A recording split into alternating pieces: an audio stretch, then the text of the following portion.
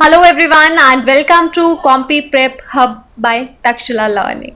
सो 60 days का crash course चल रहा है एंड इसी में आज जो है टर्न वो इंग्लिश की है एंड इंग्लिश में आज हम बहुत इंपॉर्टेंट एक टॉपिक डिस्कस करने वाले हैं। बेसिकली प्रैक्टिस सेट है वोकैबुलरी का। वोकैबुलरी जो कि इस 60 डेज के क्रैश कोर्स में फर्स्ट मैंने स्टार्टिंग इसी से ही की थी एंड अगर आपने अभी वो वीडियो नहीं देखी है, नए व्यूवर हो तो आप पहले वो वीडियो जाके चेक कर लीजिए। देन आज की इस वीडियो में हम सिर्फ प्रैक्टिस करेंगे क्वेश्चंस की। तो कुछ क्वेश्चंस एग्जाम में किस तरीके के आएंगे, आपको कैसे पूछे जा सकते हैं, वो हम डिस्कस करेंगे। सो चलिए स्टार्ट करते हैं। वोकैबुलरी से रिलेटेड आज का हमारा ये प्रैक्टिस सेट। तो दो तरीके के बेसिकली क्वेश्चंस हैं जो आज की इस वीडियो में मैं आपके साथ डिस्कस करने वाली हूँ। दो तरीके के क्वेश्चन इससे एग्जाम में पूछे जाते हैं, जो कि पहला टाइप है जिसमें आपसे सिनोनिम या डायरेक्टली एंटोनिम पूछा जा सकता है। सेकंड वन इज कि जिसमें आपको दो तीन वर्ड्स दिए जाते हैं एंड आपसे पूछा जाता है कि इसमें से कौन सा सिनोनिम्स हैं या कौन से सिनोनिम्स नहीं हैं, या फिर कौन से मिलके इसका मीनिंग बता रहे हैं। तो इस तरीके के क्वेश्चन भी एग्जाम में पूछे जाते हैं। रीडिंग कॉम्प्रिहेंशन में भी वोकैब से क्वेश्चंस आते हैं एंड वोकैब के आपको अलग से भी क्वेश्चन मिलते हैं। तो ऑन एन एवरेज अगर मैं बात करूं तो 4 से 5 क्वेश्चन आपको वोकैबुलरी से बैंकिंग के प्री एग्जाम में देखने को मिल जाएंगे एंड अदर एग्जाम्स में भी यस क्वेश्चंस आते हैं, बट अभी हमारा जो मेन फोकस है इज बैंकिंग का एग्जाम।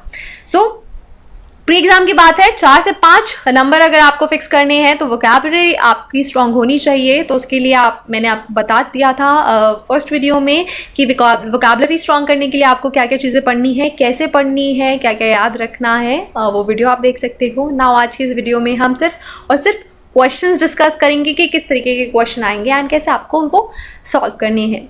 सो चलिए स्टार्ट करते हैं। फर्स्ट क्वेश्चन आज के लिए हमारा, choose the word which is most nearly the same. आपको जैसे मैं ऐसे भी कोई भी क्वेश्चन आते हैं तो आपको देखना है कि सेम मीनिंग पूछा गया है या अपोजिट मीनिंग पूछा गया है, सिनोनिम पूछा गया है या एंटोनिम पूछा गया है।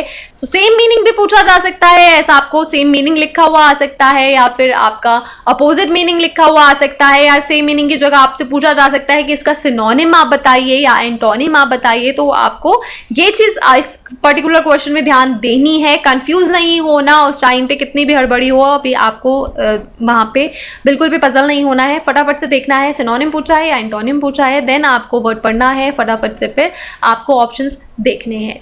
तो देखो यहाँ पे अभी हमें सेम मीनिंग पूछा गया है, यानी कि हमसे सिनोनिम पूछा गया है, वर्ड इज रिफाइंड। तो रिफाइंड का अगर मीनिंग पता है तो आप ऑप्शंस पढ़ोगे, आपको ऑप्शंस इवन पढ़ने की जरूरत नहीं पड़ेगी अगर आपको मीनिंग पता है, आपको सेम मीनिंग का बताना है। तो यस, अगर आपको नहीं आता है तो मेरा आपको ये सजेशन है, आप फटाफट से क्वेश्चन को स्किप कर दीजिए, आपके लिए ज्यादा बेटर होगा। क्योंकि अगर आपको मीनिंग नहीं पता है तो वहां पे चांसेस आपके बढ़ जाते हैं कि आप क्वेश्चन को गलत करके आ सकते हो। तो यस, वोकैबुलरी से रिलेटेड अगर आपको वर्ड का मीनिंग पता है, आइडिया है, तो उसको अटेम्प्ट कीजिए, अदरवाइज उसको स्किप कर दीजिए, क्योंकि नेगेटिव मार्किंग का यहाँ पे रूल है और नेगेटिव मार्किंग से आपको कोई बेनिफिट ज़्यादा नहीं मिलने वाला है। सो रिफाइन की अगर मैं बात करूँ तो इसका बेसिक मीनिंग जो होता है कि किसी भी चीज़ को फाइन करना, यानी कि दोबारा। अब देखो, जैसे मैंने आपको बताया था वोकैबुलरी के पार्ट 2 में कि आपका जो वर्ड्स है, आप कुछ ऐसे वर्ड्स होते हैं जो कि उनकी ग्रास रूट से आप उन्हें पकड़ सकते हो। तो यहाँ पे देखो, री एंड फाइन। री का मतलब दोबारा से करना एंड फाइन का मतलब किसी भी चीज को बिल्कुल फाइन करना, यानी कि रिफाइन का यहाँ से बेसिकली मीनिंग हो गया कि किसी भी चीज को आप और ज्यादा इंप्रूव कर रहे हो, उसको रिफाइन कर रहे हो। सो यहाँ पे देखो, इसके ऑप्शंस अब हम देखेंगे मीनिंग, क्योंकि हमें इसका पता है। So option A is educate.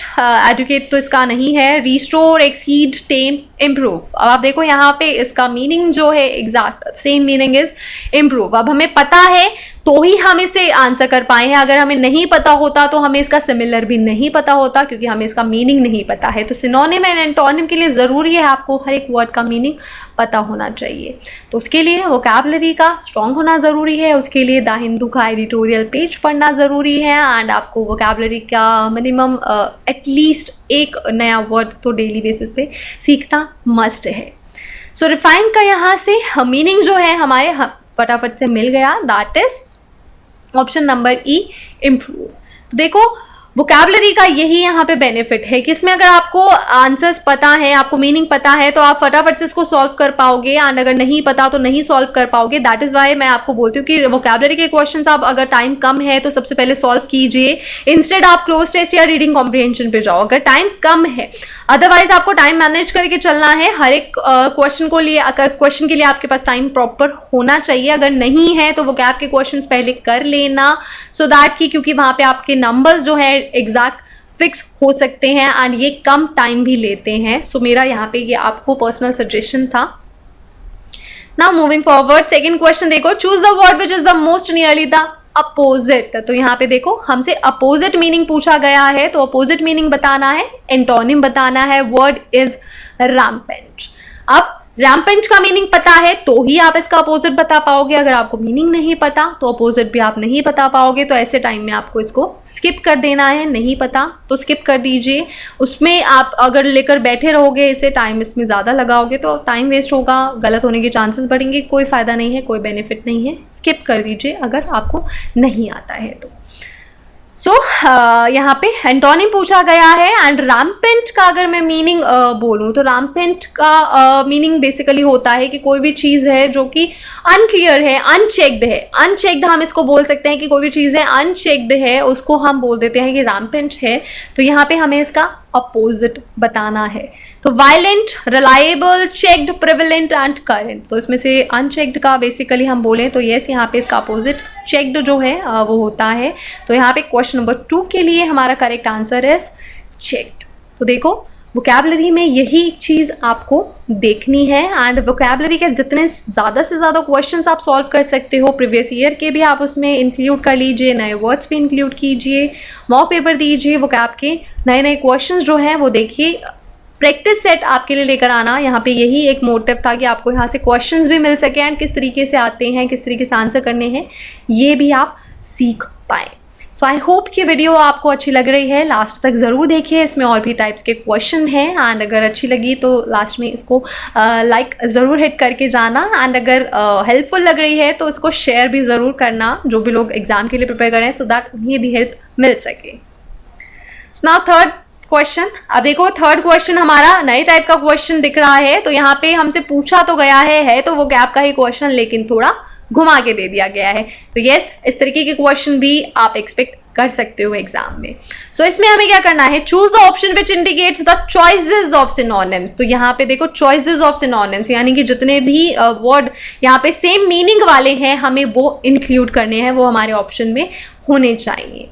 तो इसके लिए भी जरूरी वोकैब के क्वेश्चन के लिए चाहे किसी भी फॉर्म में आए, चाहे रीडिंग कॉम्प्रिहेंशन में आए, चाहे इस तरीके से आए, चाहे स्पेल चेकर आए, आपका वोकैबुलरी से रिलेटेड जैसा भी क्वेश्चन आए, आपको उसका मीनिंग पता होना बहुत ज़्यादा ज़रूरी है। वोकैबुलरी स्ट्रॉन्ग इस टाइम पे होना बहुत ज़्यादा ज़रूरी है। तो क्वेश्चन कैसा भी हो सॉल्व तभी कर पाओगे अगर उसका मीनिंग आपको पता है। अपोजिट बताना है तो भी तभी बता पाओगे, अदरवाइज आप नहीं कर पाओगे।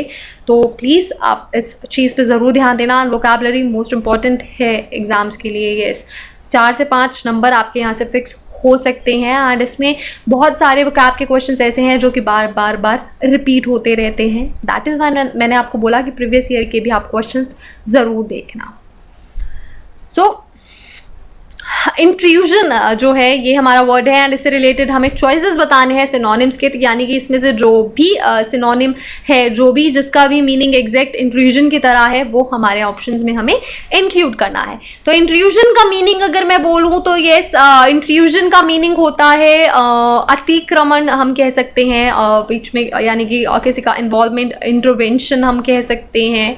तो यस, यहाँ पे देखो हमारे जो 4 वर्ड्स हमें दिए हैं जिसमें से हमें चॉइस लेनी है। तो इंक्रोचमेंट, यस, इसका भी एग्जैक्ट मीनिंग जो होता है वो इंक्रोचमेंट और इंट्रूजन सेम, अतिक्रमण ही इसका भी मीनिंग होता है। इंटरवेंशन, यस, इसका भी मीनिंग सेम होता है।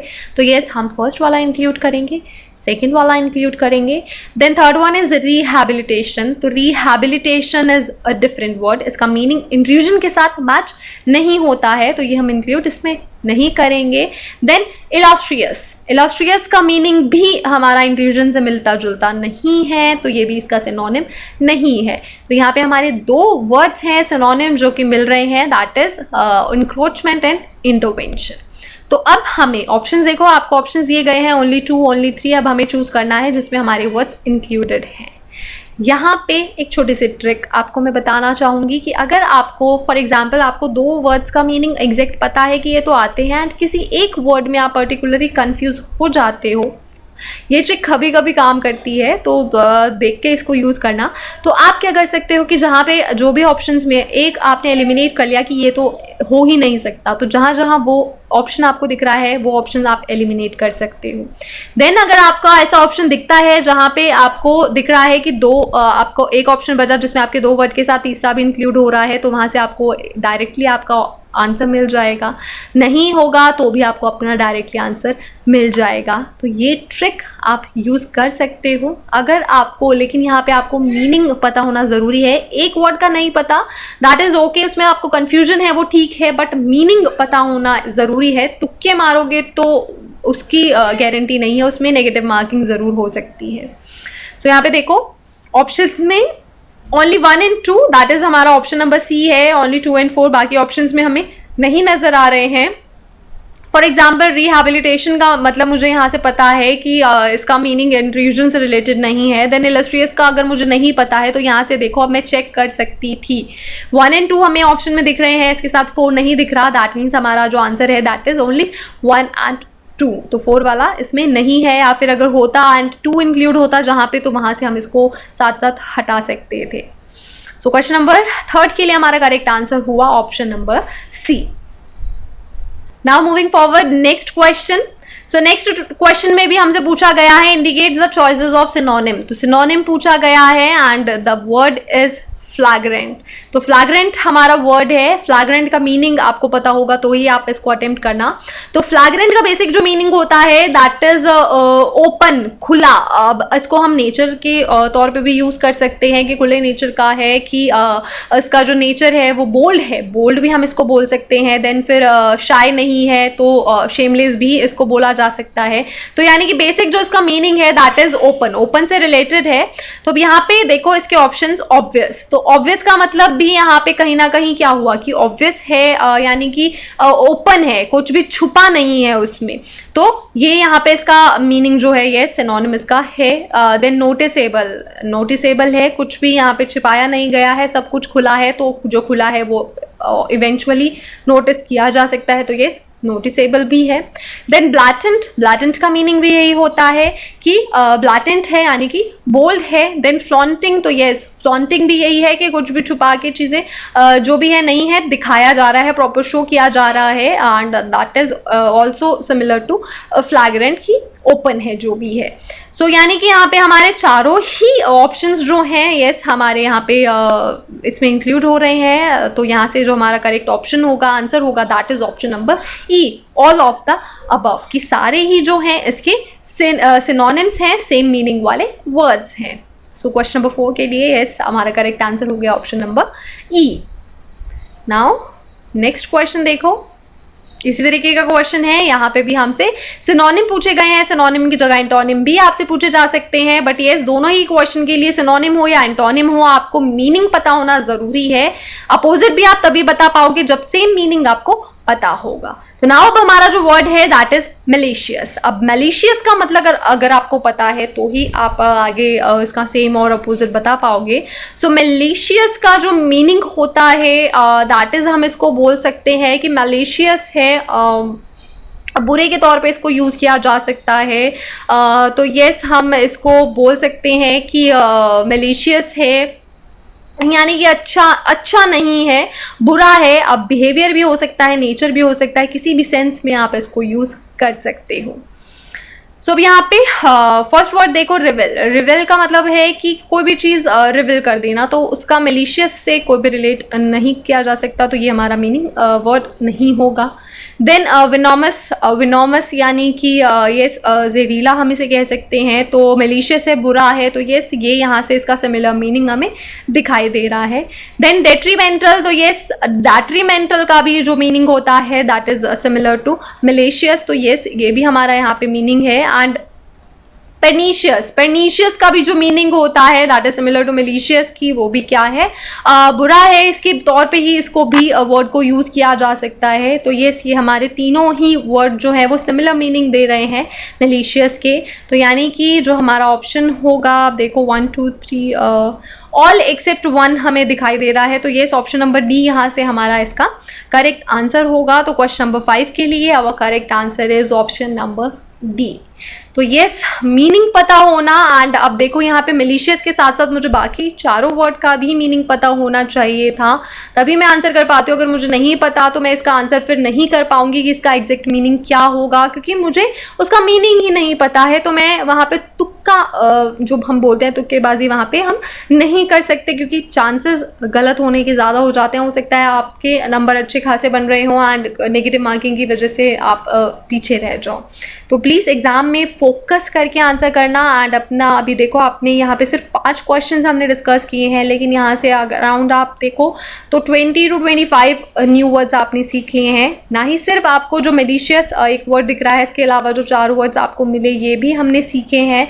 ऑप्शंस वाले वर्ड के मीनिंग भी हमने सीखे हैं। तो यस, इस तरीके से आप, इसीलिए मैं बोल रही हूँ, जितना ज़्यादा प्रैक्टिस करोगे उतना ज़्यादा बेनिफिट मिलेगा, क्योंकि एक क्वेश्चन से आपको सिर्फ एक वर्ड का मीनिंग नहीं, बाकी के वर्ड्स का मीनिंग भी पता लग रहा है। एंड यहाँ पे प्रैक्टिस करते हुए मैं आपको ये बोलना चाहूँगी कि जब भी आप क्वेश्चन प्रैक्टिस कर रहे हो, किसी एक वर्ड का मीनिंग आपको नहीं पता है, तो फटाफट से डिक्शनरी हैंडी रखिए। मोबाइल फ़ोन से, स्मार्टफोन से डिक्शनरी आपके फ़ोन में होनी चाहिए। फटाफट से उसका वहाँ से उसको चेक कीजिए, उसका मीनिंग, एंड उसको याद रखिए।